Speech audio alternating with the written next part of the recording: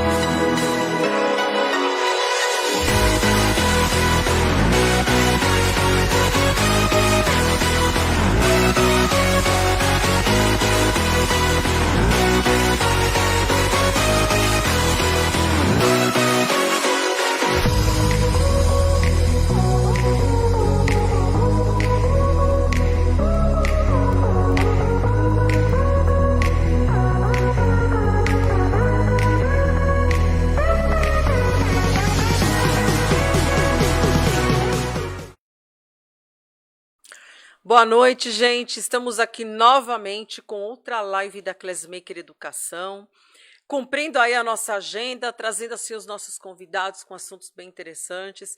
E veja, essa nossa live de hoje é uma live bem bacana, porque acabou aí, enfim, a gente pegou o mesmo dia que hoje é o dia da árvore, gente. Olha que coisa fantástica, a natureza, a gente cuidar, e a gente precisa tanto delas, né, no nosso dia a dia. Bom, mais uma vez, boa noite, pessoal, sejam muito bem-vindos. Alex, boa noite, obrigada por você estar aqui com a gente. Estamos aqui com o Sebastian Gerlich. Sebastian, muito obrigada por estar aqui com a gente também. Gratidão por vocês dois poderem acompanhar a gente. Bom, nós vamos fazer assim como todo mundo já conhece, tá? Como que é o nosso trabalho. Eu vou abrir com a nossa agenda. Em seguida, eu vou passar para o Alex, que vai falar sobre os nossos cursos, que estão fantásticos. E aí nós vamos passar para o Sebastian, e o Sebastian vai fazer aquela introdução, aquele bate-papo legal, aquele bate-papo gostoso, aquela coisa de onde eu vim, qual foi minha trajetória, aquilo que todo mundo pergunta, poxa, mas pede para ele contar um pouquinho da história dele, como que aconteceu. Então, quando a gente finalizar a nossa parte aqui introdutória, aí o Sebastian entra com as apresentações, ok? Bom, vamos lá, pessoal. Na nossa agenda, no dia 23 de setembro, quarta-feira agora, nós vamos estar com a doutora Elaine de Sarno, falando justamente no mês de setembro, o Setembro Amarelo, que fala sobre o mês da prevenção do suicídio. Tema super importante, muito pertinente, olhares diferenciados, olhares cuidadosos que a gente precisa ter por aqueles que fazem parte do nosso dia a dia, ok? No dia 28 de setembro, nós vamos estar com o Benê Moreno, falando sobre educação inclusiva e musicalidade.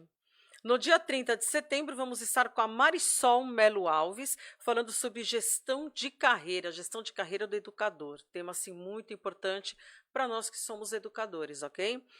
A Marisol, ela trabalha com microlearning dentro da Microsoft, né? Ela trabalha dentro dessa linha do Education, então é muito interessante a gente ver até onde pode ir a potencialidade do nosso currículo. No dia 7 de outubro, nós vamos voltar com a série da nossa terceira live com o João Carlos Santana, e ele vai estar falando sobre o uso de ferramentas virtuais na educação. Totalmente prática. Ele vai explicar como se faz, como que vocês usam os dados, como vocês importam e exportam os dados, ok? No dia 9 de outubro, eu vou estar fazendo uma live com o Alex, na verdade é o Alex que vai estar me entrevistando, ok? Vamos dizer assim. E eu vou estar falando para vocês sobre a cultura maker na educação. Na verdade, assim, eu já fiz live com vocês sobre educação 4.0, a gente falou de construção de mundo virtual, falamos sobre Minecraft. E aí o pessoal chegou para mim e falou assim, então, Carla, né? Você trabalha, né, junto com o Alex, vocês fazem desenvolvimento de espaço maker e você nunca falou para a gente sobre a cultura maker. Realmente nós não havíamos falado. Então, no dia 9 de outubro, o Alex, gente, nós vamos mudar de posição, aqui nós vamos trocar, o Alex é quem vai estar me entrevistando, ele vai estar fazendo as perguntas, ok? No dia 14 de outubro, nós vamos estar... Gente, eu quero falar certo o nome dele. Alex, me corrija, por favor. Elis, ok? Tô certo até aqui?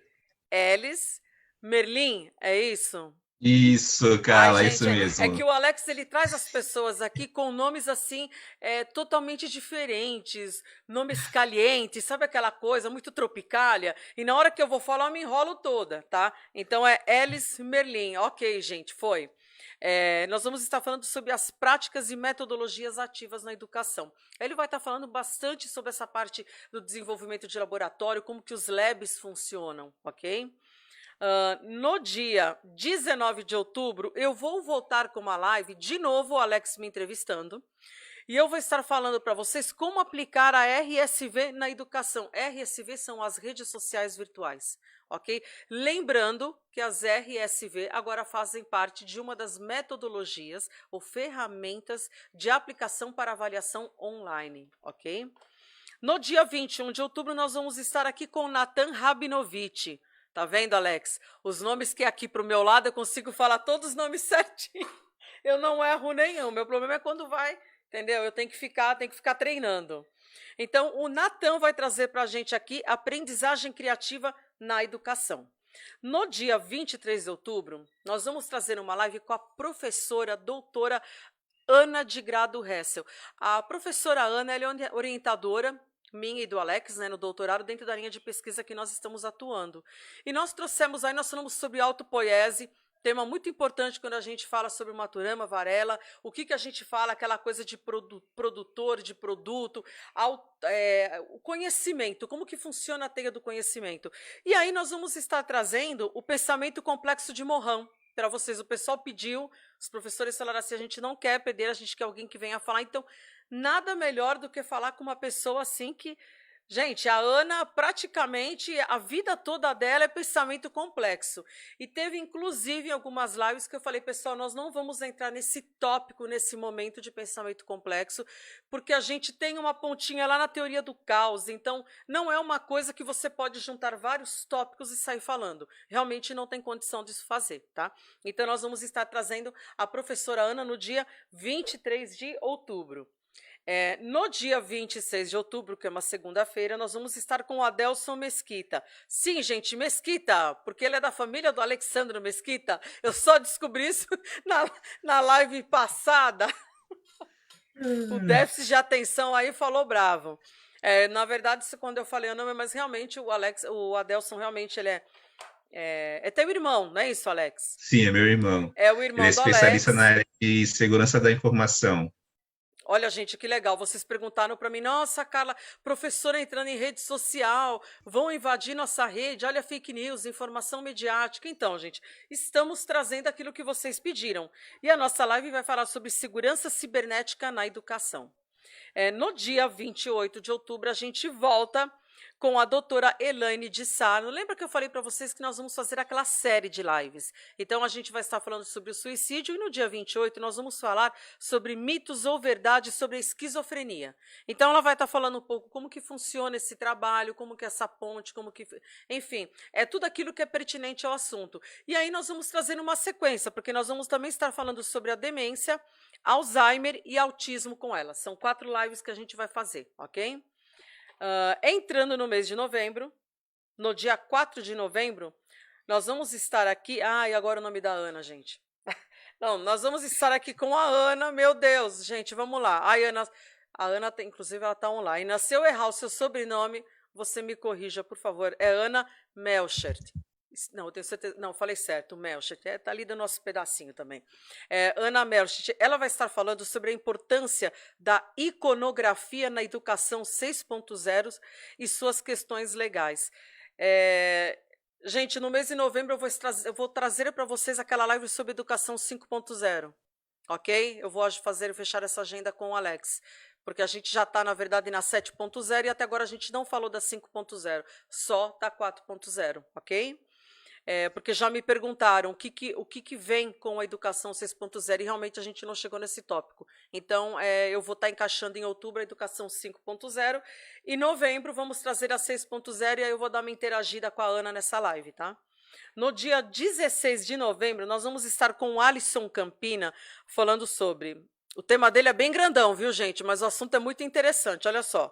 É educação e o design de experiência de aprendizagem, conexões e possibilidades. Eu acho que essa live vai ter tudo de bom, viu? No dia 18 de novembro, nós vamos estar com a Tatiana Paz, falando sobre autoria em rede e relações étnico-raciais, na escola. Bom, mais uma vez quero agradecer a presença de vocês aqui. Depois de toda essa agenda que eu dei, eu vou passar para o Alex. O Alex vai entrar agora com as nossas redes sociais. Lembrando do nosso YouTube, nosso canal no YouTube da Classmaker Educação, todas as nossas lives são colocadas lá. Então, já a partir da manhã do dia seguinte, a nossa live já está disponível para você assistir ela novamente. E agora o Alex vai contar uma outra novidade que a Classmaker vai estar trazendo para vocês também. Bom, enfim, aí ele vai contar que hoje a gente já começou a trabalhar nesses conteúdos. Alex, agora fica com você. Ok, maravilha. Boa noite, Carla. Boa noite, Sebas. Boa noite a você que está aí em casa nos assistindo. É uma satisfação imensa estar aqui do lado de vocês e na companhia de vocês que também estão aí em casa nos vendo. Ou em casa, ou no carro, ou no trabalho. Enfim, onde você estiver, uma boa noite para vocês.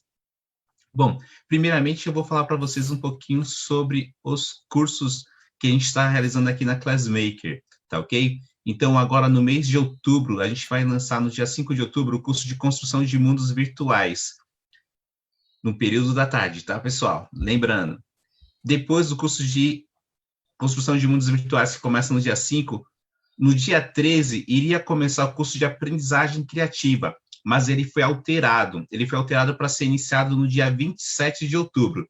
Então, quem estiver interessado no curso de aprendizagem criativa aí com a nossa Maria Parlato, se programa porque ele foi alterado a data do dia 13 para o dia 27, tá, pessoal?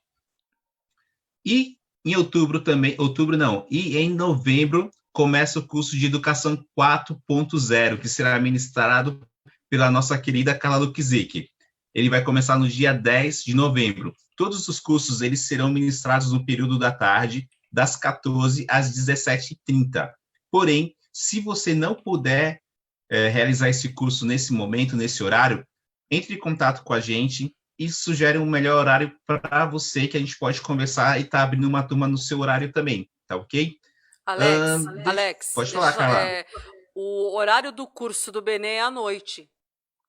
Sim, tem o curso do Benê Moreno, que eu acabei não anotando aqui. É à noite, tá? Tá ok. Ele começa às 19h e encerra às 22h30. Ele era à tarde e nós migramos o horário para a noite. Maravilha. Tem o curso do Benê Moreno também, que ele começa, cara, só confirma para mim a data, porque eu acabei não anotando ele aqui. Do dia... Espera que ele começa já vou agora. Sim, ele começa, se eu não me engano... Benê, você está aqui online, eu já vi que você está assistindo a gente aí. Boa noite, Benê. Benê, confirma para a gente aí o dia do seu curso, por favor, e já coloca também o seu post do seu curso. O curso do Benê começa no dia 5 de outubro. O curso dele vai acontecer das 19h às 22h30. Isso. As inscrições...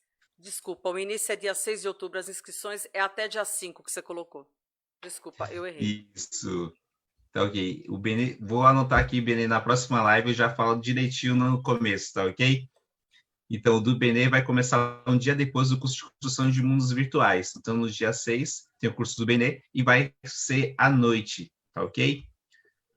Bom, acompanhe a gente nas redes sociais, no YouTube, no nosso Instagram. Acesse o nosso site também, classmakereducação.com.br. Lá você encontra todas as informações, não só sobre esses cursos que eu acabei de falar para vocês, mas também sobre outros cursos que estarão ali disponíveis. Gente, e em novembro nós temos um evento que eu falarei para vocês na próxima live.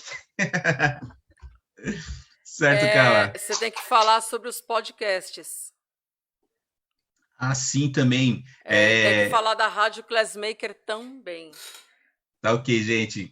Vamos lá, Carla acabou de me lembrar o seguinte, a gente tem também a nossa rádio Classmaker, é a Classmaker na Educomunicação, que vocês também podem acessar, entrando no nosso site ali, vocês já verificam lá o link para vocês terem acesso à nossa rádio Classmaker. Então, muitas das vezes você não consegue assistir as nossas lives, você não consegue saber um pouquinho sobre, parar para olhar na tela, sobre um pouquinho sobre educação e tecnologia, acesse a nossa rádio, sintonize lá, você terá uma programação de músicas de qualidade que a gente preparou para vocês, além, é claro, de dicas sobre educação e tecnologias, e também vamos passar a apresentar aí podcasts das nossas lives. Então, fiquem espertos lá. Quer escutar um pouquinho do que rolou na live e você não conseguiu assistir lá em tempo real? Acesse a nossa rádio e passe a escutar os podcasts que estarão disponíveis lá.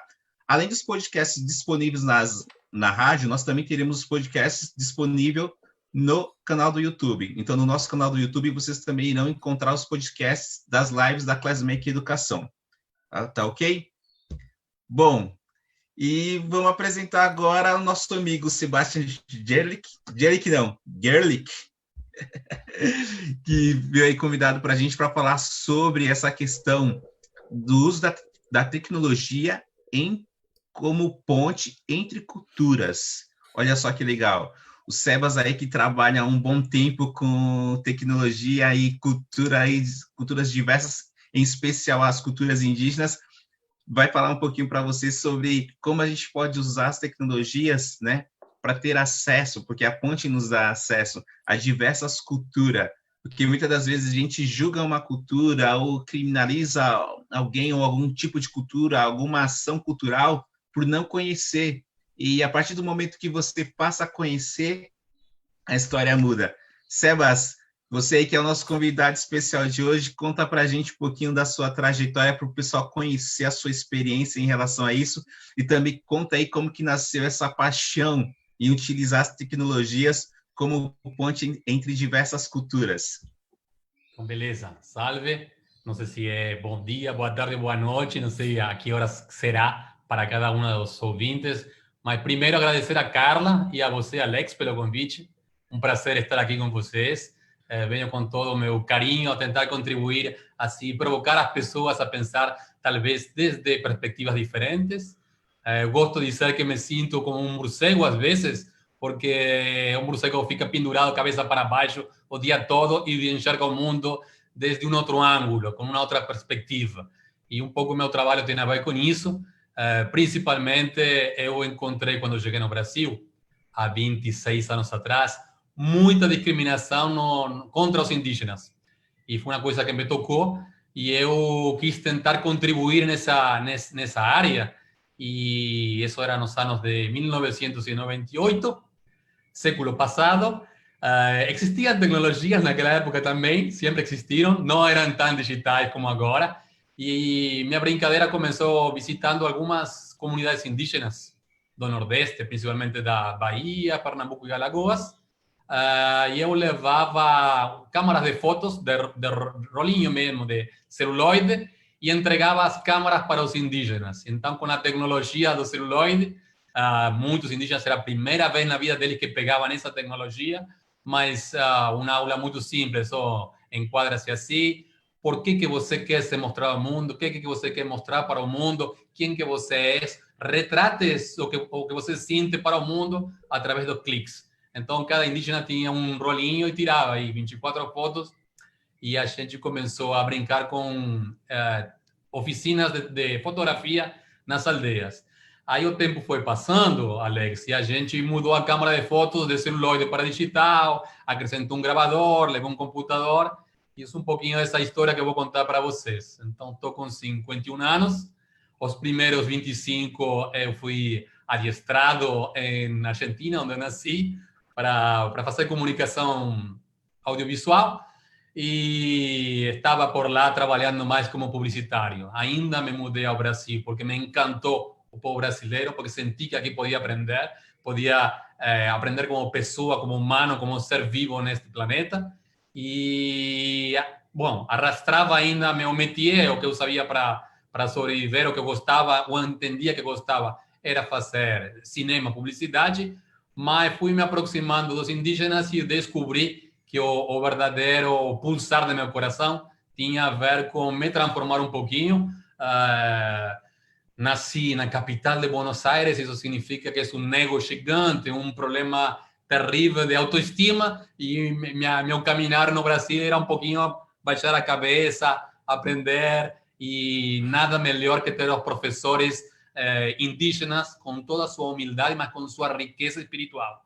Então, foi assim que eu comecei a caminhar nos anos de 98 por algumas aldeias, e acabou acontecendo que fizemos muita amizade com os indígenas e sentimos juntos que a fotografia era uma forma de diminuir os preconceitos. Eu acompanhava os indígenas nas escolas, especialmente no mês de abril, para dar aquelas palestras sobre o que significa ser indígena, e eles falavam, a gente come feijão, mas os meninos não acreditavam que comiam feijão. Então, quando a gente percebeu que mostrando uma foto de feijão, mostrando uma foto de casa de alvenaria, mostrando como era o rio, como era o mar, mostrando o ambiente, as perguntas já ficavam bem mais suaves e dava para pular esse primeiro preconceito que tem a ver com a superfície do visual, com a máscara, e a gente entrava a conversas mais profundas. Então, assim, o tema de hoje tem a ver com pontes, porque eu tenho me dedicado nos últimos 20 anos, especialmente, a mediar diálogos entre indígenas e o mundo global, fazer pontes entre culturas assim um pouco diferentes. Essa é um pouquinho a introdução. Sebas, conta aí um pouquinho para a gente como foi que você conheceu esses indígenas, que você passou a acompanhar eles nas escolas. Bom, eu morava em Salvador na época e tinha alguns indígenas que não conseguiam terminar o ensino fundamental, médio, nas suas aldeias, porque não tinha. E alguns que se destacavam assim e queriam tentar pensar em seguir estudando, saíram das aldeias e foram para Salvador. Em Salvador tinha uma pessoa que dava assim uma espécie de hospedagem, uma tutora, uma mãe pop-up durante o tempo que eles estavam estudando, e no final de semana tinha tempo livre, então a gente saía num parque a dar uma volta, e especialmente no mês de abril eles saíam da escola onde estudavam para percorrer outras escolas, no intuito também de vender artesanato. Eles sobreviviam assim, digamos, o pão de cada dia era através da venda de artesanato. E a gente oferecia, além do artesanato, nos recreios, palestras. E aí eu acompanhava essas palestras e achava super interessante, como as crianças perguntavam coisas tão óbvias, não? Não sei, como o índio dorme, ou o que o índio come, ou se anda pelado. Aí era muito lindo ver uma chuva de preconceitos, mas aquele preconceito, digamos assim, puro, não tinha maldade, não tinha nada. Era ingenuidade, era falta de informação mesmo. E aí os meninos começaram a explicar as coisas. E como eles eram de várias etnias, as explicações eram diferentes. Quando era um pancararu que falava, explicava de um jeito, quando era um quiriri, explicava de outro. E aí a gente começou a entender assim, a diversidade. Eles, eu e a sala de aula, como é tão diverso, não? Porque durante um tempo se falava de índio como se fosse genericamente todos iguais, um só. E a gente tinha a sorte de trabalhar com 6, 7 etnias diferentes. E aí a gente começou a fazer livros, os próprios indígenas contando suas histórias, ou com caneta, ou com o gravador, tirando fotos depois já de forma digital. E eu era o editor desses livros. E aí, quando podia, eu levava o computador para a aldeia ou pedia para algum menino que estava em Salvador para vir na minha casa. E aí, quando eles viram na internet, eles ficavam maravilhados com a internet, queriam saber o que era isso. Eu falei, então, o próximo ano, isso era 2003, não vamos fazer mais livros. O que a gente vai fazer é, em cada aldeia que a gente já fez um livro, botar um computador com internet, a gente vai fazer uma rede de comunicação. Então, em abril de 2004, no momento de festejar o Dia do Índio, a gente estava com 7 computadores em 7 aldeias diferentes, todo mundo online, e a gente tinha construído um portal que tinha os conteúdos dos livros e conteúdos novos. E o sucesso do portal naquela época estava em boga, estava de moda as salas de bate-papo. Então, tinha uma sala de bate-papo e as pessoas entravam para falar ao vivo com um índio. E as pessoas tinham aquele preconceito, não, índio não sabe de tecnologia, não usa, é impossível, não pode ser. Mas conversando, esse preconceito caiu e outros tantos. Então, a gente sentiu que o portal trazia também uma ferramenta ponte, justamente para que na diversidade a gente possa entender o outro, conhecer o outro, valorizar o outro, e aí o patrimônio da humanidade fica rico e gostoso para todos. Maravilha, Sebas. Para o pessoal que está em casa, é importante também destacar só uma coisinha para vocês. Os indígenas que o Sebastião teve bastante contato são os indígenas, em especial do Nordeste. Então, existe um preconceito grande, de fato, em relação a questão dos indígenas que vivem ali e que moram ali na região do Nordeste. Por quê, pessoal? São indígenas que muitas vezes não, na realidade, eles tiveram muito contato com o não indígena e eles passaram por um processo muito complicado de apagamento cultural, onde eles foram proibidos de falar a língua materna, e se eles fizessem o contrário, insistissem em falar a sua língua materna, cortavam a língua, sem contar que alguns já pagavam com a vida. Mas, para deixar o exemplo bem claro mesmo, eles chegavam a cortar de fato a língua desses indígenas. Então, são grupos indígenas que, de fato, eles vivem ali no Nordeste, mas muito da sua cultura foi se perdendo devido a esse processo de apagamento cultural, que, enfim, veio de poderes aí que não adianta entrar agora nesse meio quais foram os poderes, mas enfim.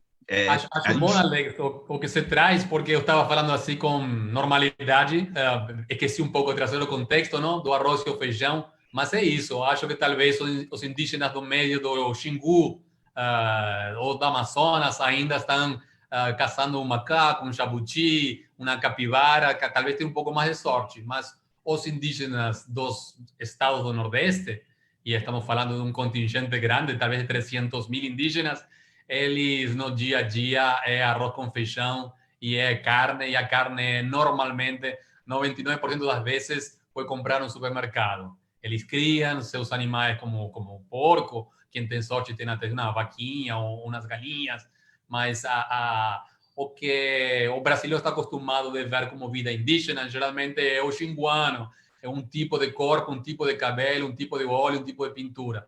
E em todas as regiões do Brasil, em todos os estados do Brasil, tem indígenas. Então, a gente fez projetos principalmente em Alagoas, Pernambuco e Bahia, mas a gente deu umas saídas daí até Paraíba, de outras voltinhas, e teve alguns projetos que a gente fez com tecnologias unindo todo o Brasil. Então, acho que foi em 2006, 2007, a gente começou a estes 7 povos indígenas que estavam tendo seu computador conectado, a dizer, com internet, já te passo, Carla, com internet você pode fazer muito mais do que fotografias de sua cultura, de seu patrimônio, você pode aprender. E a gente começou um pouco essa dimensão do ensino, da educação, da comunidade colaborativa, da aprendizagem à distância. Então, a gente já tem uns tempinhos aí brincando com tecnologias como ferramenta ponte para aprender juntos. Deixa eu te perguntar uma coisa. Pelo que eu estou percebendo, assim, o que você está falando, realmente as tecnologias estão entrando em um outro âmbito, enfim, alcançando lugares que antes a gente não imaginava. É interessante, porque pelo que você está, assim, dentro da perspectiva, tá? Eu não conheço, eu estou vendo aquilo que você está contando para mim. Realmente, eu passei um tempo no Amazonas, e eu conheci umas tribos lá, eu não vou saber te falar o nome, tá? Mas realmente a perspectiva deles era diferente. Não, a comida que eles comiam eram outras coisas que eles serviam lá para a gente. E assim, no dia a dia, enfim, você notava que tinha algumas coisas que eram diferentes, que eles comiam, enfim. Eles comiam jacaré, bom, enfim, eles tinham umas coisas que eles comiam que eram diferentes, eles tinham uma panela bem grande, como aquelas que se faz na Espanha, sabe, de paella, bem grandona assim, e lá eles iam mexendo aquele milho, eles faziam, enfim, era uma coisa totalmente diferente. Mas o que eu notava lá é que realmente eles não tinham nenhum contato com tecnologia. Tudo bem que isso faz algum tempo atrás, tá? Mas eu percebi que eles tinham realmente essa dificuldade, que pelo menos o que o pessoal comentou na época lá do Rio Areaú comigo, eles falaram que realmente tinha uma dificuldade das pessoas que poderiam dar esse suporte e que estariam se predispondo a ir, ensinar, enfim, trabalhar essa questão. A outra pergunta assim, que eu queria fazer para você é assim, quando você fala que você levou o projeto, você levou a internet, o computador que você colocou, como que funciona o fomento desses equipamentos? Você tem alguma ajuda, algum projeto, alguma organização que ajuda você com relação a levar esse equipamento, comprar, manter uma internet? Como que funciona o fomento financeiro nesses casos? Porque pelo que você comentou, realmente são pessoas que vivem aquilo para o seu dia, não algo além daquilo. Então, eles precisam realmente de uma ajuda, né? Eles precisam, além de ter a abertura de caminhos, né, a pessoa ir lá e conseguir entender o dia a dia para respeitar os limites e aquilo que vai colocar. Então, como que surge? Existe, enfim, algum incentivo ou do governo, enfim, daquilo que quer que seja? Como que funciona quando você tem um projeto desenhado, você vai levar alguma coisa lá para eles? Como que funciona? Onde você encontra esse apoio? Quem te dá esse apoio? Ou também não Bom, tem, não sei. Não sei. no, vamos lá. Carla, súper boas esas preguntas, claro que fueron unas 5, por lo menos dentro de mí parecían unas 5. Mas Não, vamos por partes. porque assim, eu vi você falando e eu falei, poxa, pelo menos aqui, né? O Alex sabe disso. A gente tem, às vezes, uma dificuldade muito grande até de atender o básico. E falando em São Paulo, tá? Você conseguir Sim. levar alguma coisa Eu vou ser sincero para você, Carla, me surpreendi muito este ano. A gente fez 2 documentários com os indígenas. E Tá, quando terminamos de editarlos, caiu o isolamento tá. físico e a gente teve que mudar o escopo do projeto que previa ir nas escolas, fazer bate-papo corpo a corpo, os índios, mostrar o filme, fazer um debate sobre o filme, para o mundo digital. Então a gente começou a fazer, digamos assim, via Zoom, este tipo de trabalho com os indígenas e as pessoas. Eu senti muito mais dificuldade, uma escola, até em São Paulo, de os meninos ter conectividade suficiente como para participar do Zoom e saber como navegar e conversar que os próprios indígenas que já vêm brincando Então, com a olha, gente. para você ver onde que chega, porque realmente você falando, né, a gente percebe que tem fluidez no que você fala. Então, é justamente essa fluidez que você está falando é algo assim, já com mais de 30 anos que eu tenho de experiência na área de educação, gente, é muito difícil você ter essa fluidez quando você fala de inserir isso dentro de um contexto educacional de uma escola. E não é uma coisa do outro mundo, a gente está falando de uma escola pública, é uma coisa simples, tá? Eu já nem falo de uma escola privada porque a gente sabe que tem dinheiro, o fomento é diferente, tá? O olhar é diferente. Então, assim, eu te pergunto, de onde vem isso? Como que você faz? Vou tentar juntar 2 ou 3 perguntas em uma, viu? Tá, A primeira vez que a gente estava buscando recursos para tá. botar internet nas aldeias, os financiadores me olhavam com cara, este cara está totalmente maluco. Quase que nem ter internet aqui na capital do estado, em Salvador, vai levar internet para os índios vão fazer fogueira com o computador. Mas a gente, graças a Deus, a vezes encontra umas pessoas que confia ou digamos assim, tem capital de risco e se aventura a fazer uma inovação. Então, a gente teve leis de incentivo do governo do estado da Bahia nos primeiros Ok. 4 anos e depois teve também a gente participou de umas premiações, ganhamos um prêmio à inclusão digital via Ai, Instituto que legal. Telemar.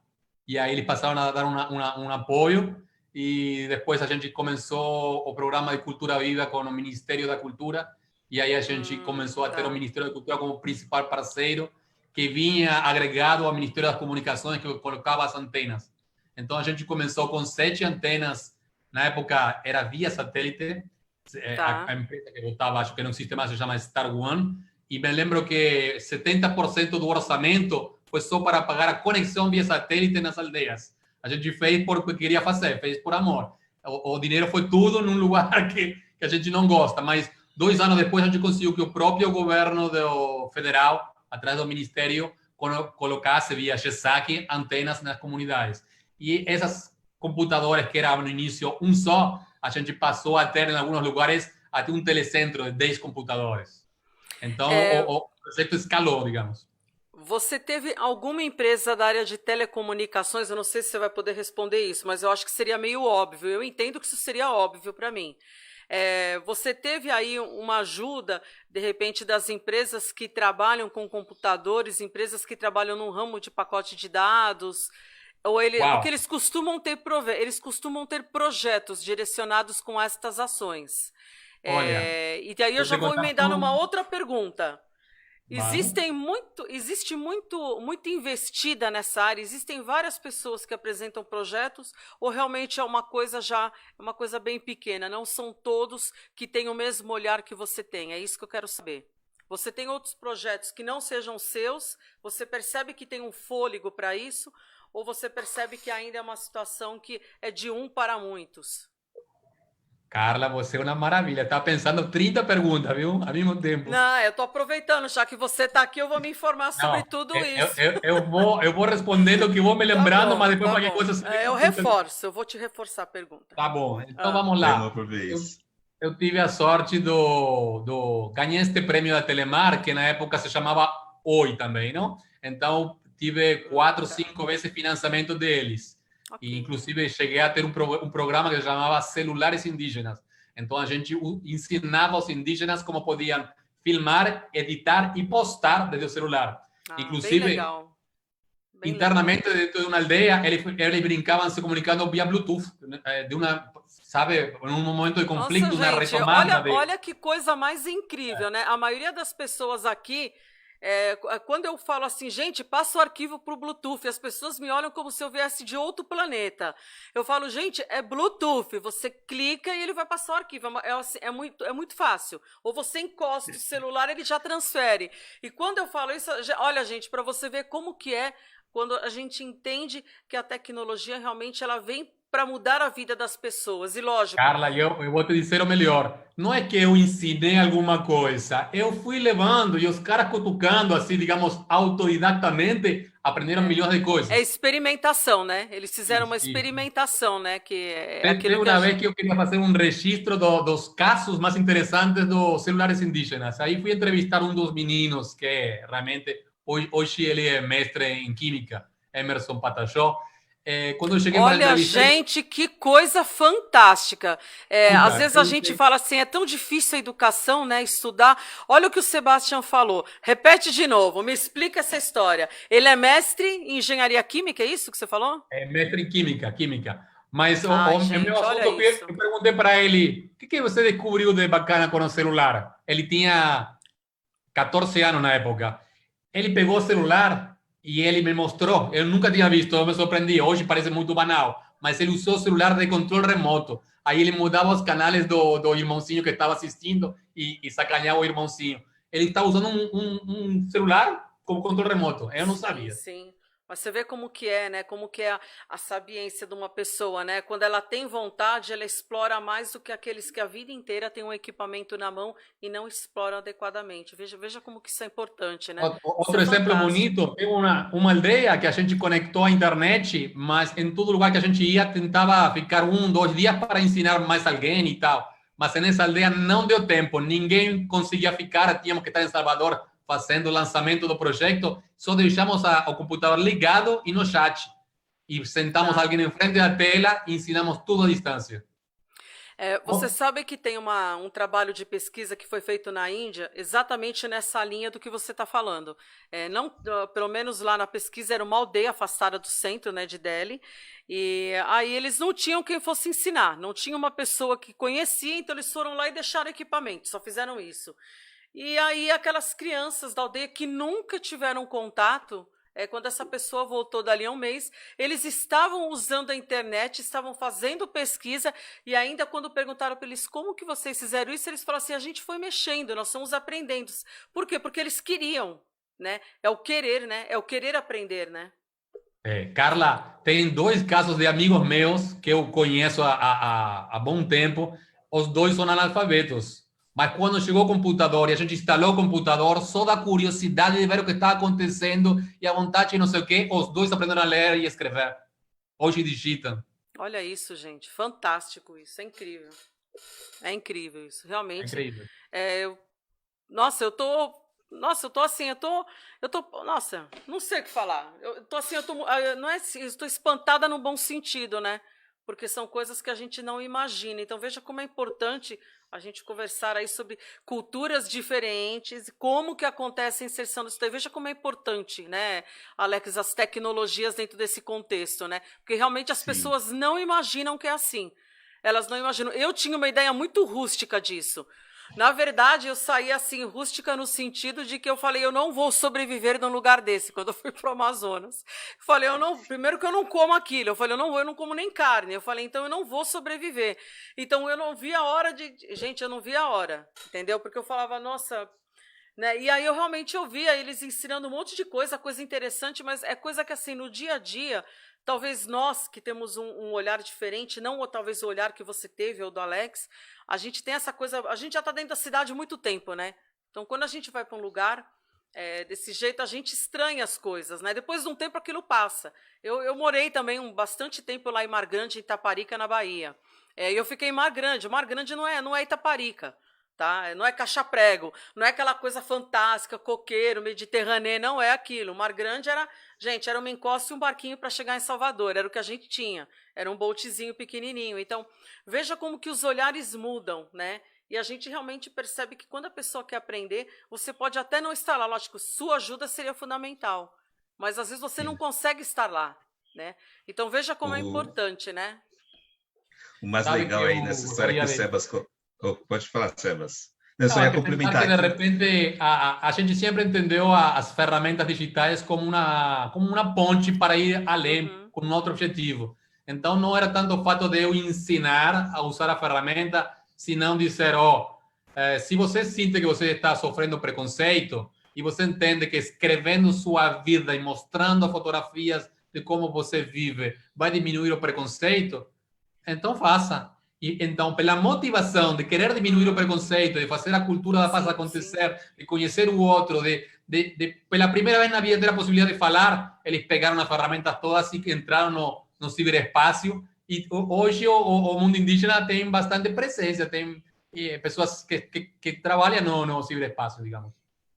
Nossa, muito legal isso. Fantástico, você está de O parabéns. mais legal é que no exemplo que o Sebas trouxe da questão dos amigos dele que não sabiam ler nem escrever, é o seguinte, eles foram alfabetizados 2 vezes, tanto no contexto físico, né, do letramento, enfim, quanto também no digital. Letramento então, ele digital. teve o letramento digital e também o analógico, vamos chamar assim.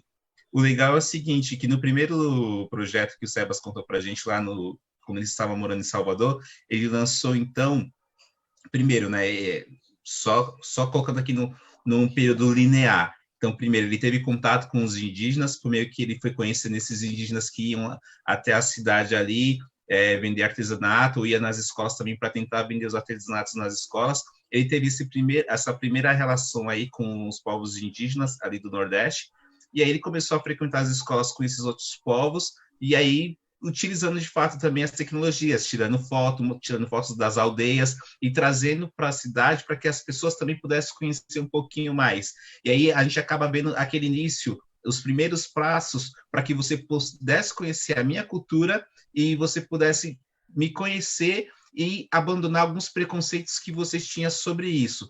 Aí chegou a internet e isso foi um barato, né? Que nem o Sebas falou. O pessoal perguntou o que é isso, a internet. Eles começaram a interagir e aí surgiu a ideia de colocar as internets em algumas comunidades indígenas, que no começo foram 7, correto, Sebas? 7 aldeias. Daí, eles começaram a transmissão via a construção, de fato, de um chat aí num portal. E aí, Sebas, aí foi o nascimento do portal Índios Online. O que é o Índios Online? Explica aí para o pessoal, por gentileza, que tem muita gente aqui que está assistindo a gente e não conhece o portal Índios Online, que também é uma grande ferramenta tecnológica que é utilizada como ponte para você conhecer as culturas indígenas. Então, pegando essa linha de tempo, indo um pouquinho assim a um lado mais racional, a gente levou as máquinas de fotos, os computadores e os gravadores para fazer parte de uma coleção de livros. Então, a gente chegou a fazer 7 livros em 7 aldeias. Isso foi 2000, 2001, 2002, 2003. Em 2003, eu já tinha conversado com vários indígenas e a gente já tinha montado, em 2002, uma instituição. Chidewa é a ONG que a gente trabalha, é uma ONG composta por indígenas e não indígenas, com o objetivo em comum de fazer ações que venham diminuir o preconceito. Então, em 2004, a gente dá o salto e sai do limitado papel, que cada livro tinha 64 páginas, e a gente falou assim, agora você vai poder escrever quanto você quiser. Porque, sabe, o livro, quando a gente mostrava o livro na aldeia, os livros eram distribuídos para os brancos fora da aldeia e dentro da aldeia. Mas sempre tinha aquela história, mas eu tirei foto de minha tia, porque minha tia não está, porque meu sobrinho não aparece, a cada minha história que não... porque a gente tinha editado 200 páginas para 64, mas quando chegou a internet e falou, agora fique à vontade, aí eles começaram a escrever mais, se fotografar mais, fazer mais vídeo, e aí aconteceu isso que você falou, da rede, não? De perguntar aos próprios índios Quiriri para os Tumbalalá, como é sua vida, você também tem isso, você também faz aquilo. Então tinha um diálogo com o mundo globalizado e também entre diferentes etnias, que têm diferentes experiências. Aí depois de fazer esse portal, que eu acho que principalmente ele nasceu como uma transposição dos livros, com aquela vontade de fortalecer a identidade, afirmar a identidade, recatar, preservar, valorizar, salvaguardar as culturas, a gente foi com essa ideia de acrescentar talvez o lado de cultura da paz. E foi no momento que o governo lançou os pontos de cultura federais, e a gente então fez um acréscimo de novo em cima, em 2005, de que estes pontos de cultura, estes telecentros, estas cyberocas nas aldeias, podiam estar trabalhando também cidadania. E então eles começaram a usar o computador para verificar os orçamentos dos seus municípios, se o prefeito que está dizendo que não tinha dinheiro para comprar medicamento ou pagar salário, se era verdade ou se era mentira, se tinha chegado o repasse na localidade, no município, ou o prefeito estava engavetando, como que era a história. Então começaram a fazer controle social com a internet. Inclusive, eu andava pelas aldeias, a partir desse momento eu tive que andar com muito mais cuidado, porque era muito mais fácil dizer a culpa daquele cara que trouxe o computador. Então, o computador era anticorrupção. Era uma coisa... Sim. E aí vocês podem perguntar muitas das vezes, para que índio quer utilizar tecnologia? Para que índio quer ter acesso à internet? Olha um exemplo básico aí, sim, que é muito eficiente, que o Sebas acabou de trazer. Por meio da internet, por meio do acesso à informação agora, com o uso da internet, você pode fiscalizar a sua cidade, você pode fiscalizar o seu bairro aí. Então, utilize, olha só, uma funcionalidade benéfica que a internet nos traz. Utilize esses espaços, utilize os espaços virtuais, os canais virtuais do governo federal, do governo municipal e do governo estadual para fiscalizar as ações da sua cidade, as ações do seu bairro. Muitas das vezes é repassado valores que é justamente para investir na educação, para trazer a merenda para a escola, o lanche, o alimento, e vocês não sabem. Muitas das vezes existem valores que são repassados para fortalecer ações sociais que você faz na sua própria cidade e você não conhece isso, porque você não fiscaliza. Já os indígenas aí passaram a utilizar essa ferramenta a favor disso, a favor da fiscalização. Quanto que foi repassado para a educação? Por que só foi investido X? Cadê o ônibus que, segundo o edital aqui, ou segundo a portaria, está falando que chegou na cidade e a gente não está vendo esse ônibus? Por que essa rua aqui está dizendo que está asfaltada lá no Google Maps, no site do governo, mas aqui a rua continua ainda de terra? A quem eu recorro? Como que eu faço uma denúncia? Então, pessoal, as tecnologias sendo utilizadas a favor também das culturas que muitas das vezes não são enxergadas. São culturas que você não conhece a realidade delas. E hoje elas sabem também como se defender e como buscar os seus direitos graças ao acesso aos recursos digitais, às ferramentas que criaram de fato uma ponte, né, Sebas? Olha, a gente falando mais uma vez o porquê da live se chamar dessa forma, né? O uso das tecnologias como ponte entre diversas culturas. Ela ajuda a dialogar de fato, ela nos dá acesso à informação, nos faz conhecer a cultura indígena e também permite que a cultura indígena conheça um pouquinho da nossa cultura. Entre os pontos de cultura, como o Sebas falou, teve muita troca de experiência. Então, teve culturas indígenas que elas são diversas, e cada uma tem as suas características, que também teve a oportunidade aí de conhecer a cultura do outro. Então, as culturas indígenas entre si também se comunicavam. Você tinha essa transversalidade, podemos chamar assim, Sebas, de transversalidade cultural, ou esse transversal cultural? A gente fala de... a gente gosta de dizer de diálogo na diversidade. Isso é maravilhoso. Estava pensando assim, te ouvindo, são coisas que eu não estava falando nos últimos anos sobre isso, porque estamos falando um pouquinho de coisas que aconteceram em 2004, 2005, 2006, 2007, e é muito bom relembrar isso, porque ainda hoje tem setores no Brasil que não tiveram a inclusão digital, não? O meu universo, eu acompanhei os indígenas a se incluir digitalmente em 10 etnias aqui do Nordeste.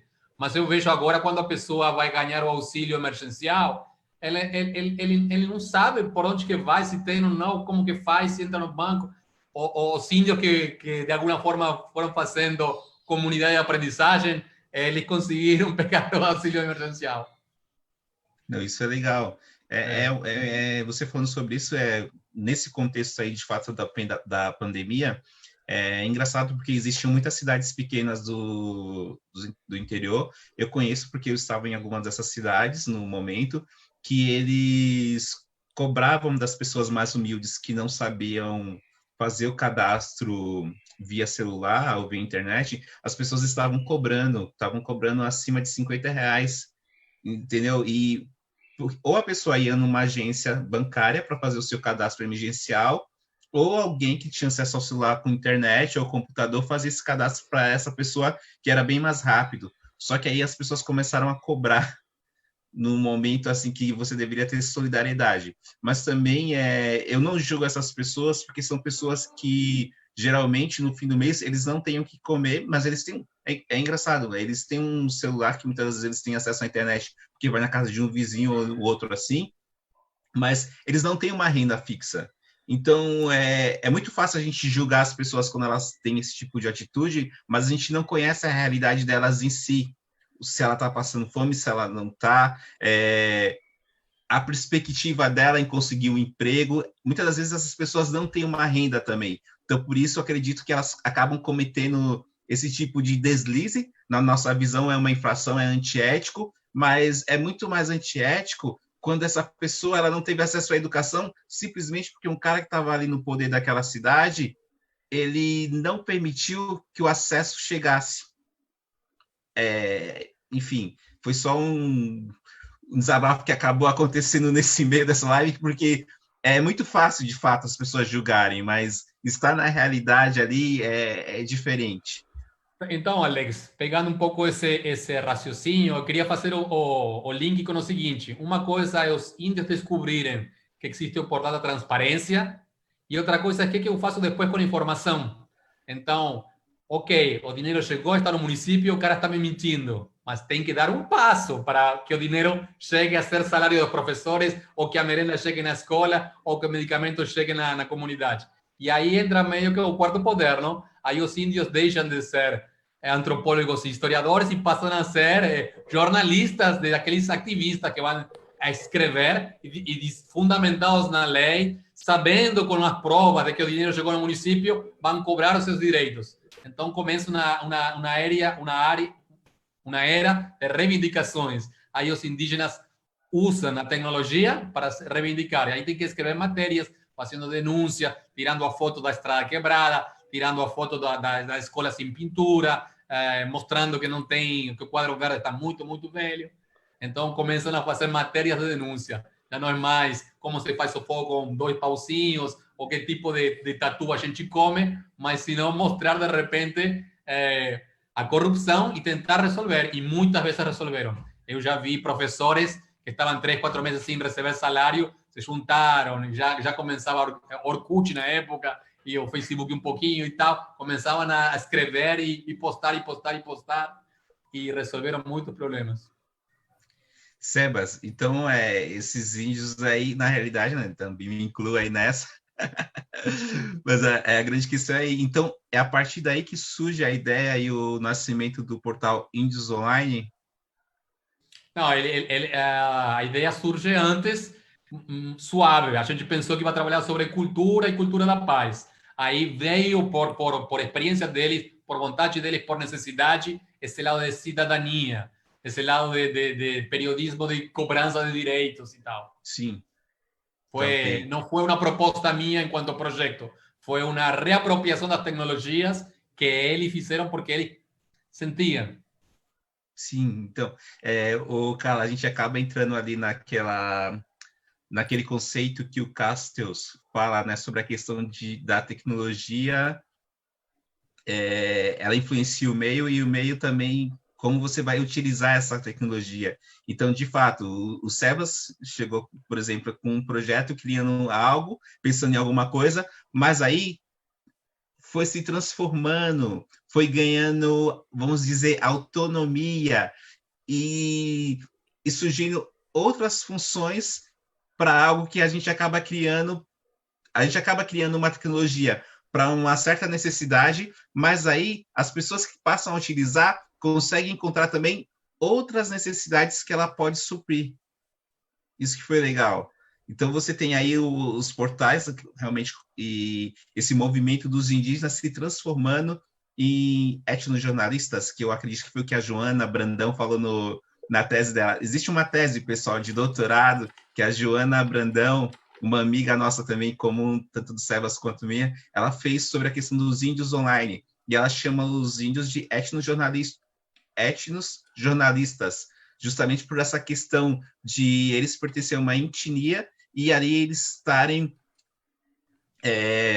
trazendo notícias sobre a comunidade, sobre o que acontecia ali, sobre como que é o estilo de vida deles, a cultura deles valorizando em si, e também trazendo denúncias, como o Sebas falou para a gente. Sebas, conta para a gente aí, por gentileza, mais alguns projetos que você vem atuando a partir do uso das tecnologias digitais aí, junto às comunidades indígenas, ou outras comunidades indígenas que não seja só aqui no Brasil, mas também em outros países, porque eu fiquei sabendo aí que você também vem fazendo um movimento do uso das tecnologias digitais, não só agora com índios brasileiros, mas com indígenas também de outros países. Ok, Alex. Então, acho que foi em 2017 a gente estava sentindo a necessidade de... as brigas ideológicas estavam tão fervendo no Brasil e a gente sentia as pessoas discutindo tanto ideologia, mas não resolvendo os problemas, que a gente decidiu sair um pouco do foco cabeça e baixar para o coração. Então, temos usado as tecnologias, especialmente nos últimos 2, 3 anos, desde um lado mais artístico. Então, hoje a gente faz residências artísticas entre artistas indígenas dentro das comunidades e, especificamente agora, que não podem ir até as comunidades, a gente está começando a pensar em como fazer residências artísticas à distância ou residências artísticas digitais. Então, a gente está agora nesse enredo de, por exemplo, fazer através do Zoom um encontro, uma discussão com indígenas e não indígenas, tentando encontrar um caminho através da arte de produzir uma mensagem comum entre as pessoas que participam, de repente, de um bate-papo de 2 horas. Nesse momento, acho que no AEI, que é um dos portais, que AEI significa Arte Eletrônica Indígena, acabamos de colocar o resultado dessa primeira tentativa. Uma tentativa simples, que por enquanto a gente hospedou no Brasil, mas a gente está com vistas ao ano seguinte continuar esse lado que você mencionava, meio que internacional. Então, a gente tem um projeto que a gente tem uma rede de relações com indígenas de Colômbia, da Argentina, de Bolívia, utilizar as ferramentas como ponte para residência com outros lugares do mundo. Então, a gente está querendo fazer em 2021 residências artísticas, se for possível, serão presenciais, se não serão digitais, mas trazendo assim pessoas de outros países para a América Latina. Obrigado aí pelas imagens, super legal. É isso aí. Carla, só confirma para mim, por gentileza, vocês estão conseguindo visualizar as imagens aí do projeto que o Sebas acabou de falar? Projeto AEI, que é Arte Eletrônica Indígena. Eu estou conseguindo ver aqui na transmissão, mas, gente, alguém coloca um okzinho aí, fala que vocês estão conseguindo visualizar as imagens do site, por favor. Benê, Elaine, Ana Cristina. Isso é o Rio São Francisco. Beatriz, quem pode me dar um okzinho aqui? Tá, a Elaine já respondeu, está conseguindo visualizar. Tá. Que bom. Então, Sebas, aqui é no Rio São Francisco, você estava falando, explica um pouquinho para a gente sobre o projeto aí, que é aquele projeto que foi para o coração, e aí vamos mostrar a arte indígena. Bom, agora estamos vendo imagens da Dinha Carapotó, que fizeram pintura corporal com luz. Então, um artista que levou uns tablets e os indígenas fizeram desenho como fariam com pedra, só que dentro do tablet de animais da comunidade deles, e em vez de pintar o corpo como pintavam com pedra, com carvão, com genipapo, pintaram com luz, projetaram as imagens que eles mesmos fizeram e fizeram essa pintura, que depois a gente levou para teatros e projetou em cima de qualquer pessoa que viesse na exposição, digamos. Então, a gente falou sobre os preconceitos a partir da pintura, do estereotipo, ou sobre sentimentos. Geralmente, os indígenas pintam animais para ter o poder dos seus animais no seu corpo. Aí há uma mistura de imagens de várias experiências. Esse ano foram 11 experiências diferentes em 11 comunidades. Ao ano seguinte, a gente só fez 2, essas 2 que estão aí primeiro, que com uns ingleses e com um francês. E essa última aí é que eu estou falando de 2020. Mas eu queria falar um pouquinho desta sincronia sonora. Obrigado aí por colocar na tela. Foi interessante que a gente trabalhou realidade virtual. Então, a gente gravou com uma câmera 360 graus e fez som binaural e conseguiu fazer um trabalho bem de imersão. Então, quando a gente levou esse material com os óculos 3D e o som binaural a outros países, as pessoas colocavam o capacete, digamos assim, e se transportavam para a aldeia indígena. Então, eu tenho imagens de teatros em Londres, por exemplo, que os caras estão como se no meio do ritual indígena vivenciando. Às vezes eu tirava o controle remoto dos óculos 3D e dava um maracá e a pessoa entrava e dançava num espaço neutro, parede branca, mas ele se sentia dentro da tribo. Então a gente começou a profundizar essa ponte, não? A dar um pouco mais da terceira dimensão à coisa. E a gente está brincando aí então com realidade ampliada, realidade virtual. Esses arquivos imersivos de realidade virtual, eles estão no site seu que o pessoal pode acessar e tendo um óculos de realidade virtual, ele consegue estar vendo? Como é que funciona isso? Como é que a gente tem acesso a esse conteúdo? Tá, então, por esse site aí, quando você coloca em vídeos, que estava colocando agora, você vai ver um mini documentário de cada uma dessas atividades aí desenvolvidas em 2018. A de 2019, que é esta de realidade virtual, e uma que posso comentar depois, que fez um francês, a gente ainda não mostrou ao público, porque a gente recebeu um pequeno financiamento de alguém que quer fazer isso de forma inédita.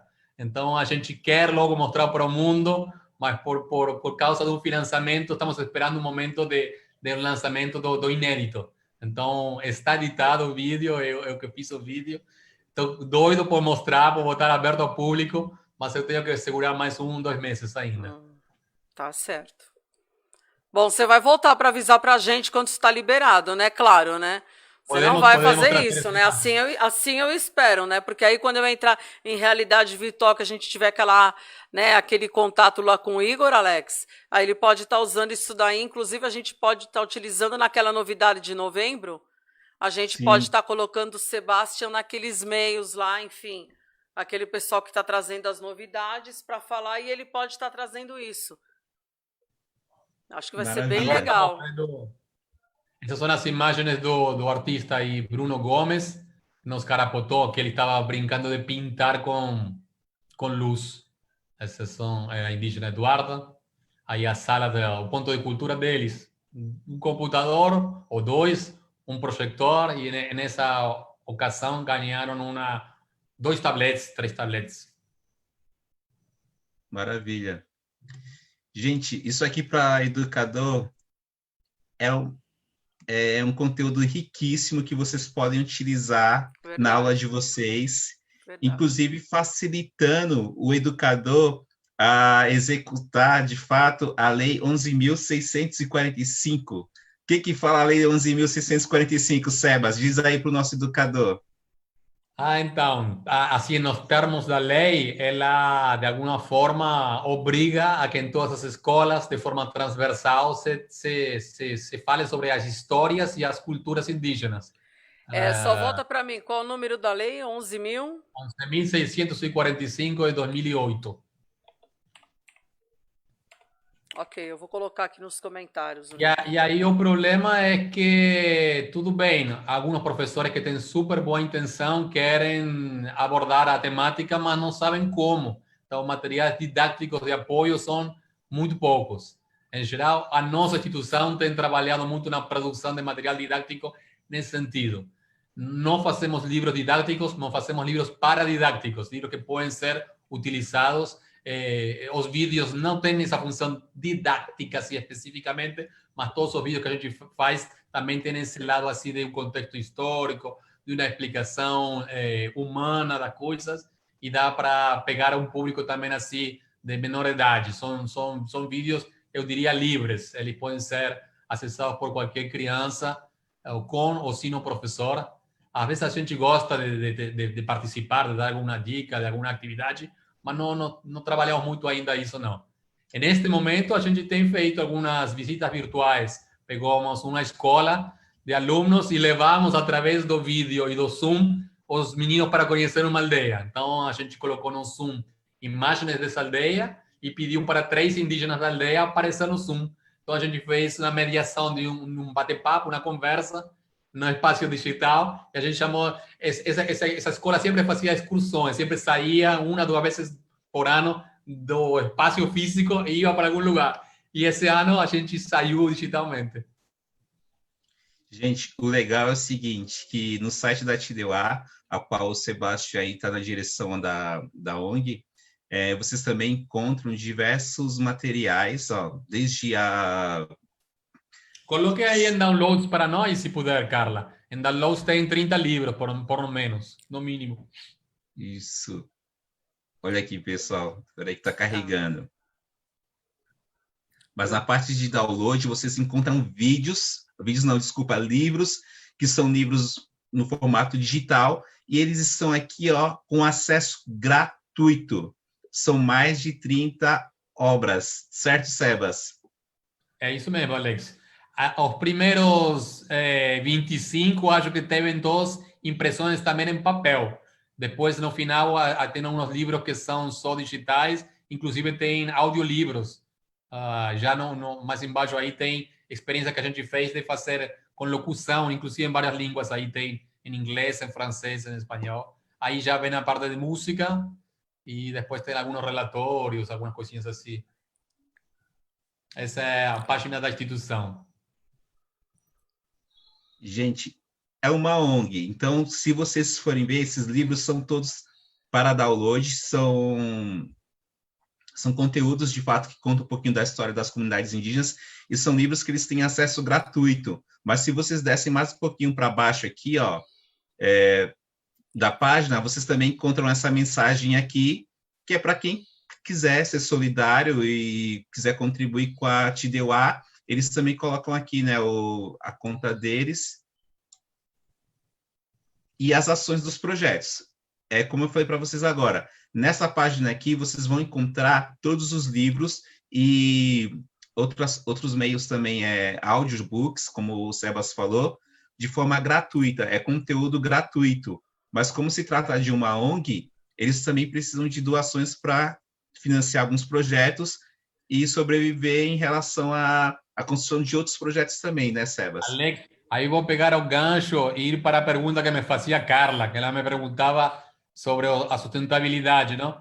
Então, tivemos momentos bem melhores que o de agora, e uma coisa que me surpreende, embora a gente teve 4 vezes o apoio da OI, cada vez que a gente começa um projeto novo, eu vou atrás de um fabricante de telefones, porque hoje quase todos os projetos é através de uso de aparelhos smartphones. Nunca até agora consegui agendar uma reunião com alguma pessoa assim, digamos, de um escalão de decisões, e já gastei meu dedo, viu? Acho que por lo menos a 20 empresas de telefonia, de fábrica de aparelhos, eu mandei meu portfólio, mandei tudo, não consegui nunca nada. Ainda que eu diga, oh, tenho $10.000 para comprar aparelho, você me vende dobrado, a metade do preço, alguma coisa, eu coloco sua logomarca no portal e tal. Até agora não tive sorte, mas quem sabe aí com os contatos de vocês e esta divulgação aparece algum smartphone maravilhoso para levar a mão dos indígenas. O que a gente está fazendo hoje é recebendo doações. Até o ano passado a gente recebeu uns 10 celulares mais ou menos bacanas de pessoas da Europa que não estavam, sabe, tem um iPhone 7, 8, compra um 10, aí passa o 7, o 8 e que maravilha, não? Para um índio, de repente, que não tinha nada, receber um telefone, seja Android ou iPhone, o que for, de 4 ou 5 anos atrás, ainda funcionando, está ótimo, maravilha. Sim. Legal, gente. Então tá aqui, são os livros que contam um pouquinho da história de cada comunidade, né, Sebas? E aí você vai vendo aqui, ó, você vai utilizar a tecnologia digital, o acesso à internet aí para acessar um pouquinho de outras culturas. Então, de fato, a gente vem utilizando, vem vendo essa ação de você utilizar as novas tecnologias aí junto às comunidades indígenas, em especial ali as do Nordeste, né? Como uma ponte, de fato, entre as culturas. Isso que é bacana, Sebas. Viu, Carla? Sebas, Estou me lembrando suas perguntas ainda, viu? Eu tive a sorte de conhecer o Parque Nacional do Xingu, no meio, no coração do Brasil, que eu acho que é o lugar, um dos lugares mais afastados da chamada civilização. Mas quando eu fui, assim que desci do aviãozinho, o Teco-Teco, quase todos os indígenas que estavam aí, que tinham entre 15 e 18 anos, estavam gravando nos seus celulares o ritual. Eu fui participar um dia de um ritual e tinha milhões de indígenas com seu celular gravando. Não pegava sinal de internet na aldeia, mas acho que cada 2, 3 semanas, meses, alguém ia para algum lugar e subia, baixava, fazia alguma coisa. Ou ainda usando como câmera de fotos, mas fazia no registro. Eu também me surpreendi. Eu achei que da facilidade aqui no Nordeste, mas hoje eu me atreveria a dizer, claro, que tem lugares onde a internet não está chegando, mas tem muitas comunidades indígenas ainda bastante enfiadas no meio do mato, que com algum projeto conseguiram uma conexão via satélite e tem internet e estão participando com o mundo. As que eu cuidei são no Nordeste, então hoje quase todas elas pegam via celular, a gente não está pagando mais via satélite. Mas na Amazônia, tenho colegas que trabalham, ainda pegam via satélite em muitos lugares e tem comunidades. Claro que é mais custoso, é mais caro manter uma conexão e manter um equipamento no meio da mata úmida que é perto de uma cidade. E aí é interessante porque o indígena aprende a fazer a manutenção do equipamento, a trocar o sistema operacional, aprende muita outra coisa também. Olha só isso daí, que coisa incrível isso, né? Deixa eu te perguntar, você tem casos, claro, deve ter casos lá, mas como que funciona essa questão da educação? Já tem internet, você falou que tem computador, enfim, você tem lá pessoas que de repente conseguem estar agora estudando, se a gente fosse considerar um EAD, e conseguem estar fazendo alguns exames, como é que funciona isso? Tem muitos alunos indígenas que fazem universidade semipresencial e que agora devem estar fazendo exclusivamente à distância. E quando a gente Então, fala do ciclo básico, o ciclo 2, que é ensino fundamental, como é que está isso? bom, hoje em uma comunidade indígena que tem mais de 500 pessoas, já tem uma escola dentro da própria comunidade. Então, Tá. acho que nessa escola física da comunidade, hoje está meio parado, mas eu, no meu entender, eu acho que poderiam, digamos, entender, sabe, por exemplo, aqui a gente tem um resguardo, mas dentro da família a gente não tem isso. Mas em uma comunidade indígena onde toda a comunidade é como uma grande família, se eles não saem muito para fora, eles poderiam dar continuidade à escola. Eu acho que agora está, na maior parte dos lugares, parado. Está seguindo assim o ritmo do Brasil em geral. Acho que ninguém está dando aulas presencial, não. Ah, en entendi. este momento. E se a gente não fosse considerar o cenário atual, se a gente fosse pensar, vai, aí como que estava sendo antes. Vamos pensar no ano passado.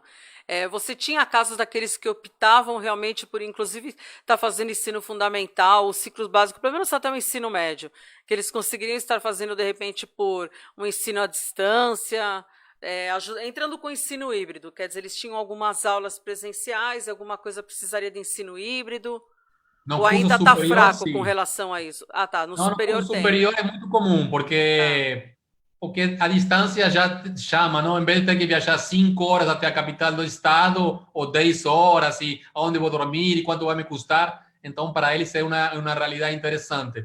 Os semipresenciais, uma vez por uhum. mês, vai, passa 2 dias, e sei lá, a quantidade de horas durante a semana.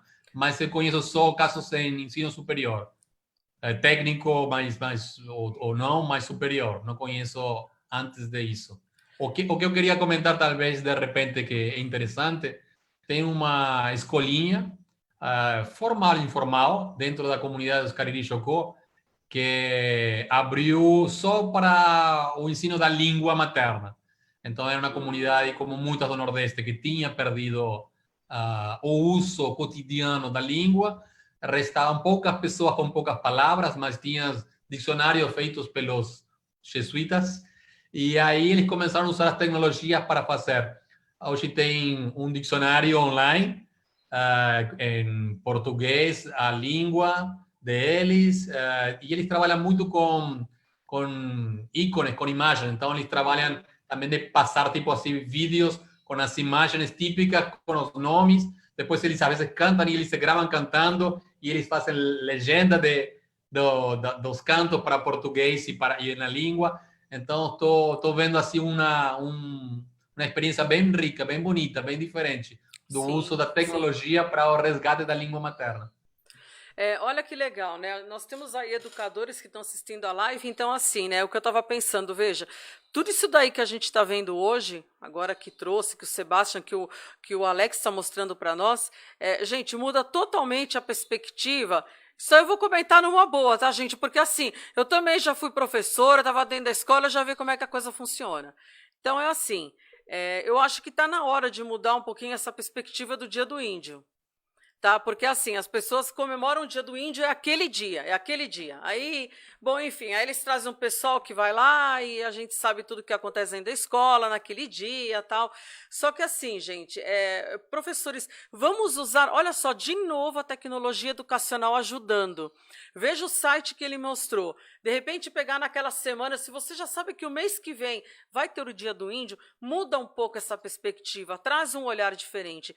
Estuda, dá uma olhada, deixa os seus alunos pesquisarem, eles entrarem. Olha que legal esse material que o Sebastião falou de realidade virtual. Imagina os seus alunos da sala estarem trocando saberes com a sala do lado sobre comunidades diferentes de índios com costumes deles que têm contando histórias. Perceba onde eu quero chegar. Olha como a perspectiva disso daí muda. Tá? Olha quanta informação vocês têm. Então, para pensar. Aqui vocês estão vendo assim várias tribos, tá? Várias comunidades deles. Então, se vocês conseguem pegar cada sala de aula, olha que projetinho bacana, e coloca dentro desse contexto para que eles troquem experiências, troquem saberes e levar isso daí efetivamente produzido por eles. E veja, não tem que ficar mais naquele desespero, porque assim, gente, não adianta contratar a empresa para fazer o Dia do Índio. Tá? A gente, pelo amor de Deus, eu já vi isso daí todo ano seguido, gente, não tem a mínima condição. Vamos lá, tá? Não dá mais. Não contrata empresa de evento para fazer o Dia do Índio. Não tem cabimento, não faz sentido isso. Eu acho isso daí terrível. Então, assim, veja o material que vocês têm nas mãos. Olha que coisa incrível, gente, realidade virtual, tá? Vocês conseguem estar dentro da própria aprendizagem imersiva. Então, olha quanta coisa vocês conseguem fazer, porque vocês já têm essa tecnologia dentro da escola, já tem o óculos 3D, tá? Inclusive que vocês podem fazer maker. Vocês têm o óculos que vocês podem produzir com papelão no próprio laboratório maker. Não precisa nem estar comprando aí fora, tá? Então, veja que os seus alunos vão conseguir participar desse contexto. Veja que vocês têm coisas no YouTube, vocês têm informações diferentes. Então, tá na hora da gente começar, a gente ter um olhar em tudo. Tá? Um olhar em tudo. Eu já vi muitos anos a empresa de evento fazendo o Dia do Índio. Gente, sinceramente, eu não sei o que era pior. Tá? Eu não sei o que era pior, porque as crianças falavam, meu Deus, de novo, ai, todo ano a gente vai fazer a mesma coisa, e assim, gente, eles não entendiam, eles não entendem aquilo, por quê? Porque a gente não dá um olhar diferente para eles, tá? Falta a informação de consistência, é isso que está faltando. Então, veja, eu tenho certeza que quem está aqui assistindo essa live não conhecia esses sites. Então, para pensar como que o contexto muda, né? Veja como que eles têm música, eles têm os costumes, né? Eles têm as reuniões. Gente, isso é fantástico, tá? Isso daí é multicultural. Isso é extremamente importante você conhecer o país que você mora, o local que você mora, né? O Brasil é muito grande e nós temos, assim, muita cultura que está escondida debaixo da pedra. Então, assim, quando as pessoas estão indo e trazendo essa cultura, é o momento que a gente tem para aproveitar. Aproveitar, veja, não é fácil, gente. Veja, isso aqui é todo um material que é reunido, tá? Ele tem até portfólio desse material. Então, veja como que é difícil. Isso não é uma coisa fácil de se fazer. Então, a gente tem que valorizar esse desse tipo de trabalho. A gente não tem isso aqui todos os dias. Concorda comigo, Sebastião? Alex, a gente elevar aquilo que de fato é, né? Que eu acho que a coisa é muito distorcida. A coisa é distorcida demais, né? Muito bem, Carla, concordo com você, sim. É uma fala linda e só acrescentando no mesmo sentido, é triste porque quando leva uma coisa que não é verdade, está levando para o lugar errado, não é educação. Isso já é pelo caminho oposto, não? Depois a gente se pergunta por que existe o preconceito. Ah, porque faltou informação, faltou... falta de informação. Correta, não? Com certeza. É a mesma coisa que o povo falava assim, mas que absurdo, você acha que os índios comem comida do dia a dia, que, por exemplo, a gente come em casa? Olha o que foi falado hoje aqui na live, gente. Veja o que o Sebastião falou, eles comem a comida que nós comemos dentro de casa, um arroz, feijão, uma carne, e eles vão sim no açougue, gente, para comprar, não é aquela coisa isolada. Eles não estão morando num topo de uma árvore. Tá? É que o que todo mundo fala, gente, não é assim que funciona. Tá? Nós estamos numa época contemporânea, a gente está falando do século XXI. A gente não tem como estar estreitando essa situação. Se você estiver falando aí daquelas comunidades, enfim, eu não vou citar o nome aqui, mas que não pode entrar tecnologia dentro da comunidade, porque é muito fechada, são muito ortodoxas, ok, essa é uma situação, mas também é cultural, tá? É a culturalidade daquele povo, você tem que respeitar. Agora, veja isso daí, como que a gente poderia imaginar que um dia teria um ensaio tão fantástico do que ele mostrou das sombras das pinturas, gente? E se a gente parar para pensar, pergunta para alguém o significado das pinturas que eles fazem. Eu garanto que nenhum aluno sabe responder. Eles não têm a mínima noção, porque isso aqui tem uma história, tem uma fundamentação. Isso daí não é uma coisa que foi criado simplesmente por estética.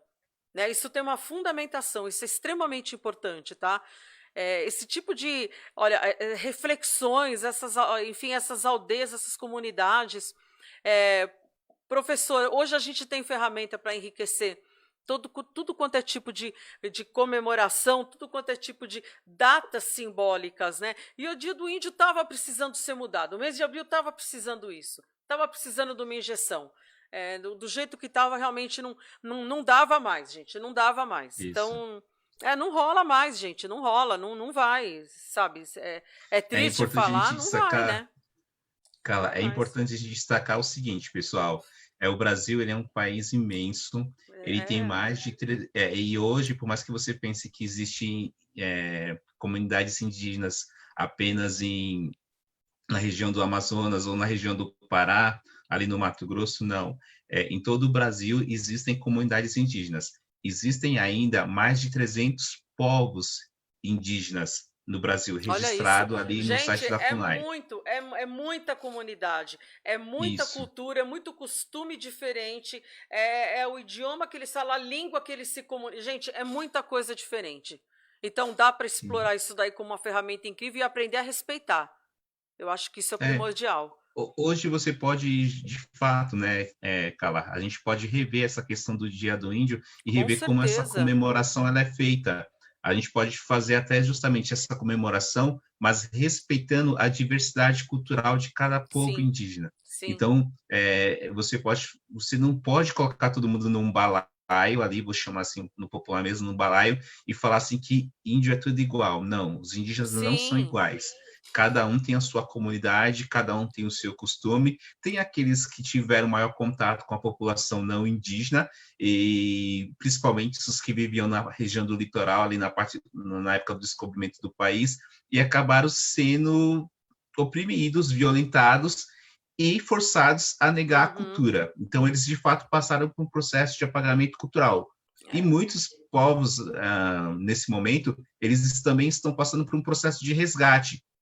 Então, a questão das novas tecnologias que muitas comunidades do Nordeste vêm se apropriando, ela também vem facilitando o resgate e o registro da cultura indígena, que é até uma coisa que o Sebas falou que está aí num próximo projeto aí engajado aí em relação ao uso das tecnologias como, de fato, um resgate histórico, um resgate cultural, e, de fato, também é uma das questões que eu busco defender na minha tese, Sebas. Então, durante a pesquisa do doutorado aí, a gente vai utilizar bastante essa questão do uso das tecnologias realmente como um processo de resgate e registro da cultura indígena, daquilo que queriam que a gente perdesse, mas pouco a pouco a gente vai chegando, vai falando com os mais velhos da aldeia, da comunidade, vai perguntando para eles como que era, como que fazia, e vai registrando através do vídeo, através da hipermídia, né?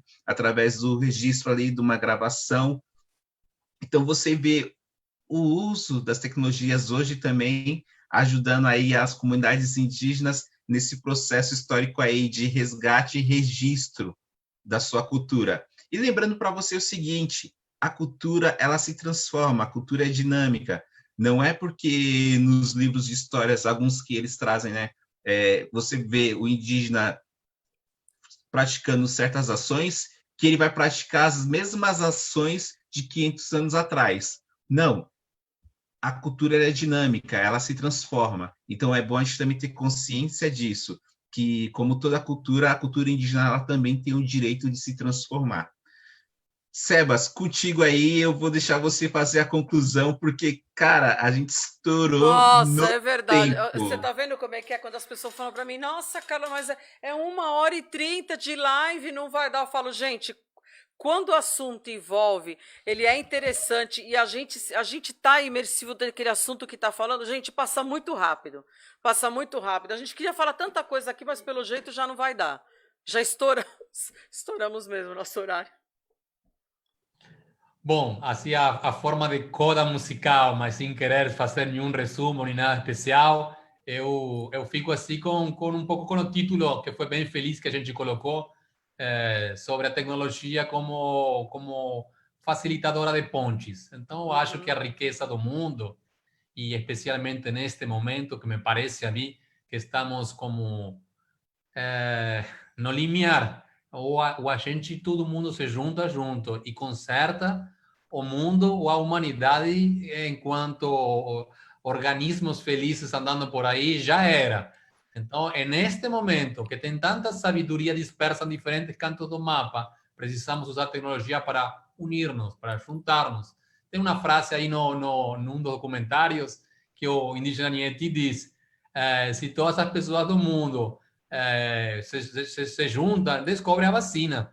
Porque hoje a gente vê ainda o capitalismo, não? O inglês está na sua universidade buscando sua vacina, o norte-americano lá em outro lugar, mas juntos, online, passando seu arquivo aberto, não? Open source, aqui está tudo que eu pesquisei, não tenho nada que esconder, estou de verdade pela humanidade, não está não, ainda está cada um querendo ser o dono da patente, fazer o seu negócio, vender a sua história, e por trás tem o quê? Não só as vidas humanas, estamos no limite da Terra.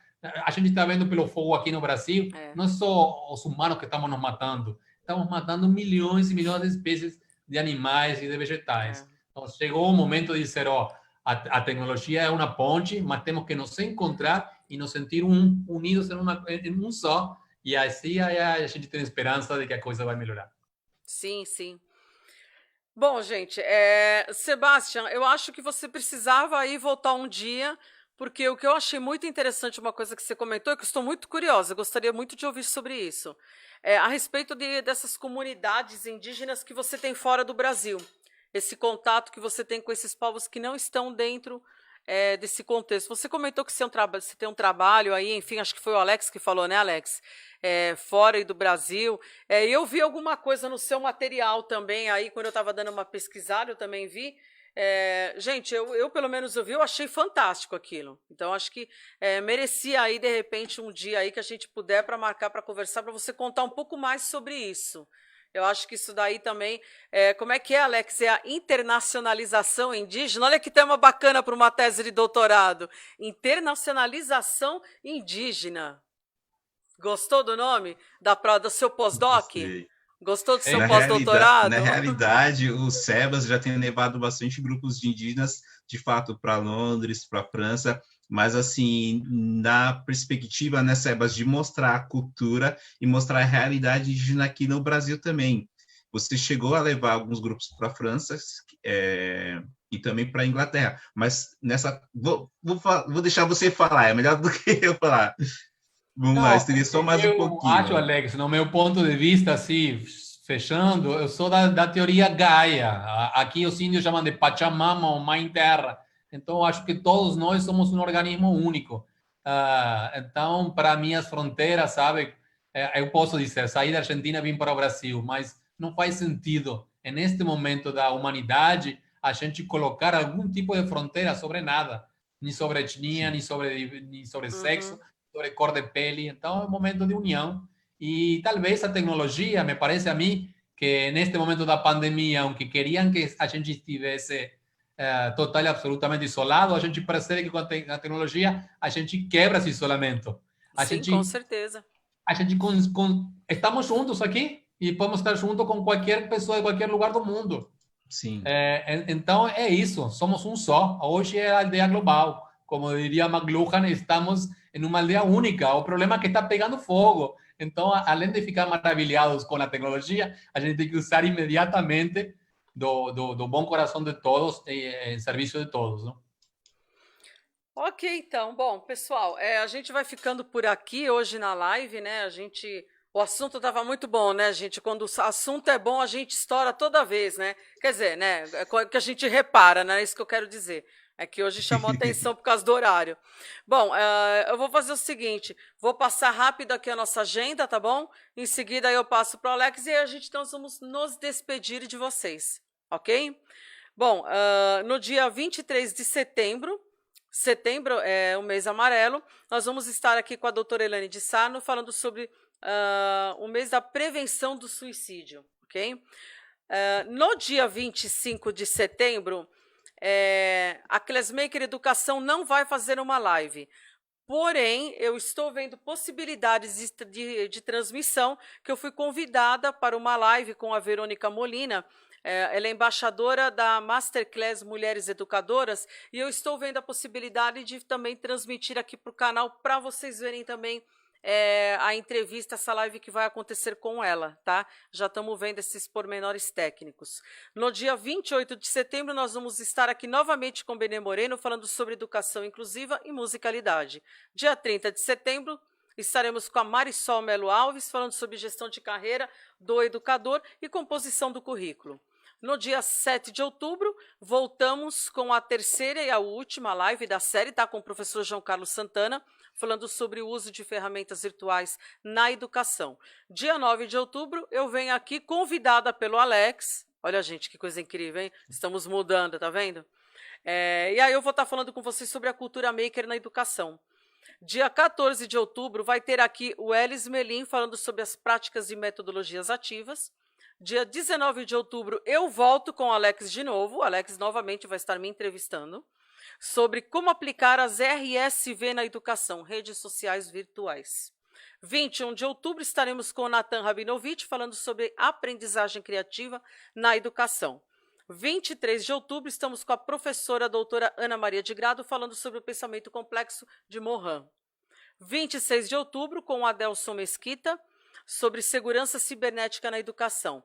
Dia 28 de outubro, voltamos aqui com a doutora Elaine de Sarno, falando sobre os mitos ou verdades sobre esquizofrenia, e vamos trazer os outros três também, que eu vou fechar essa data com ela. Dia 4 de novembro, nós vamos estar com a Ana Melchert, falando sobre a importância da iconografia na educação 6.0 e suas questões legais. Dia 16 de novembro, Alisson Campina, com educação e o design de experiências de aprendizagem, conexões e possibilidades. No dia 18 de novembro, nós vamos estar aqui com a Tatiana Paz e nós vamos estar falando sobre autoria em rede e relações étnico-raciais na escola. Estou acertando agora, tá? Porque tinha uma anotação que saiu errada aqui. Então, eu entrei agora e peguei aqui, desculpem o engano, tá? Bom, Alex, agora é com você. Maravilha, Carla. Obrigadão.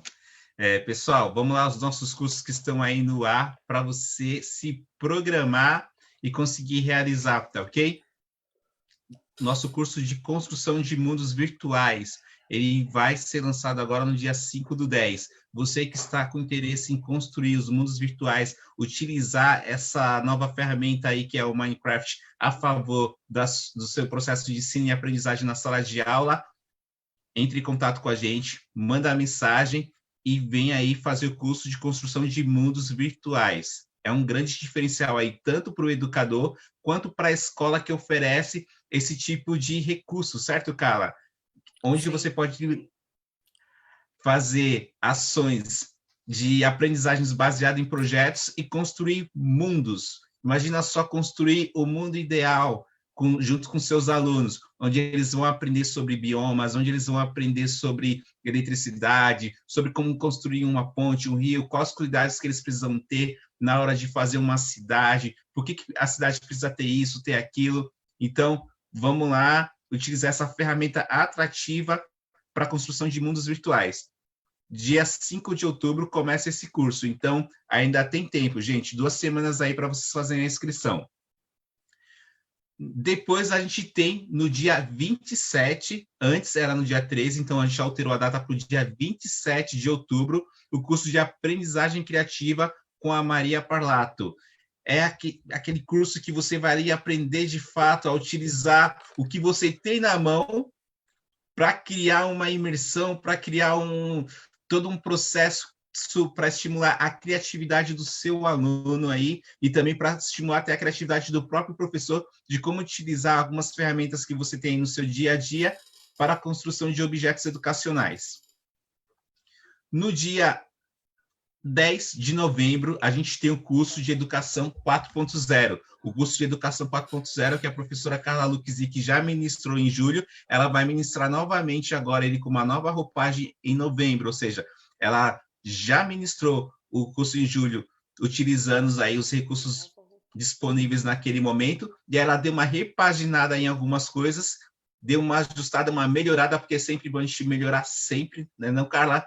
E aí, em novembro, ela vai lançar novamente para vocês o curso de Educação 4.0.